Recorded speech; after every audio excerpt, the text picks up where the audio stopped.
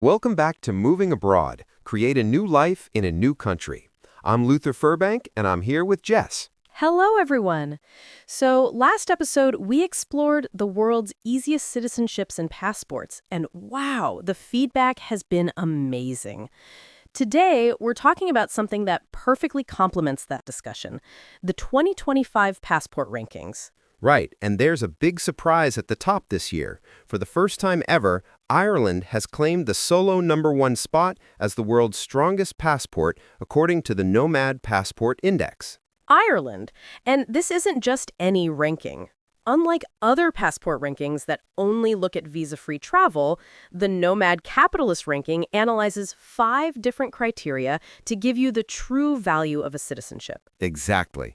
They look at visa-free travel, which makes up 50% of the score, but then they also consider taxation at 20%, global perception at 10%, ability to hold dual citizenship at 10%, and personal freedom at 10%. This is so much more comprehensive than just counting how many countries you can visit without a visa. Ireland shook up the rankings thanks to the country's strong international reputation, business-friendly tax policies, and overall citizenship flexibility. And we've talked about Ireland before on the show. It's one of our favorite countries with that fantastic Citizenship by Descent program that's helped almost 15 million people gain Irish passports. What's really interesting is that Ireland did come close to this before. They tied for the top spot back in 2020 alongside Luxembourg and Sweden. So this has been building for a while. Let's talk about what makes Ireland so special. First, the visa-free travel is excellent. Irish passport holders can travel to a huge number of countries without needing a visa. But it's the combination of factors that really sets it apart. The taxation piece is crucial. Ireland has some of the most business-friendly tax policies in Europe, despite a recent small increase in 2024. Their corporate tax rates are among the lowest in Europe. And the dual citizenship flexibility is huge. Ireland doesn't force you to give up your original nationality, which is increasingly important for people building international lives. Now, the rest of the top 10 is dominated by Europe. 9 out of the top 10 spots are European countries, from Switzerland to small nations like Luxembourg and Malta. Greece made a dramatic surge from 6th place into a tie for 2nd with Switzerland. That's a huge jump, and it's being fueled by changes to their tax scores and growing credibility among high-net-worth individuals and retirees. It's fascinating how these rankings can shift. Slovenia also rose significantly, now tied for 13th place, and Spain moved up to tied for 32nd place. All of these movements were driven by improvements in their tax environments. But it's not all good news for every country. The UAE, which was #1 in 2023 and tied for 6th in 2024, dropped all the way to 10th place in 2025. That's a significant fall, and it's because of recently introduced taxes that have tarnished the UAE's allure for global entrepreneurs. It shows how quickly these things can change. The only non-European countries in the top 10 are the UAE and New Zealand, both tied for 10th place. New Zealand has always been solid with their excellent visa-free travel and stable governance. What I find really interesting is how countries that top other passport rankings don't necessarily do well here. Singapore and Japan, which are often near the top of other lists, rank much lower in this one. Right. Japan and Singapore both score low for dual citizenship policies. Japan restricts it, and Singapore doesn't recognize it.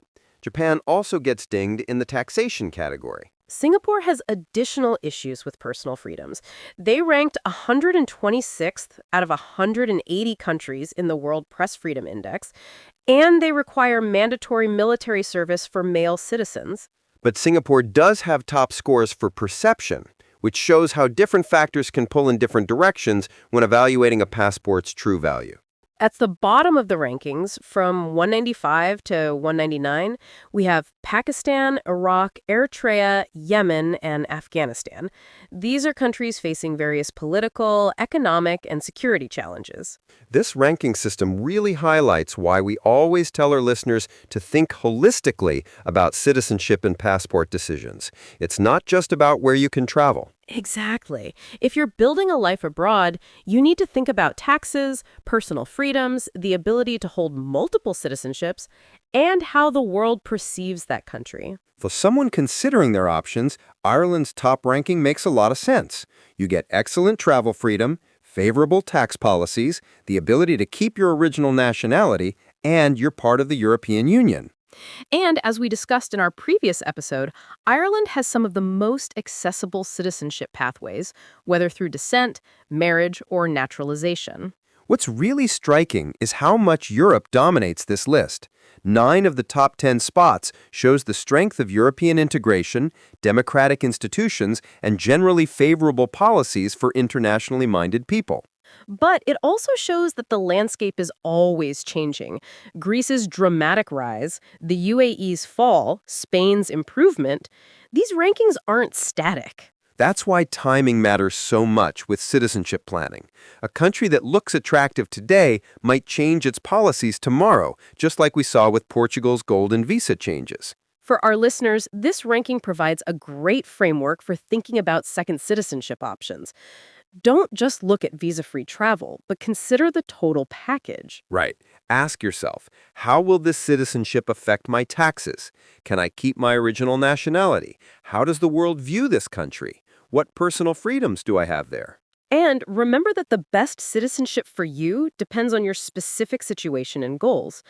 A passport that's perfect for a digital nomad might not be ideal for someone looking to minimize taxes or maximize personal freedoms. So here's our question for listeners. When evaluating a potential second citizenship, what factors matter most to you?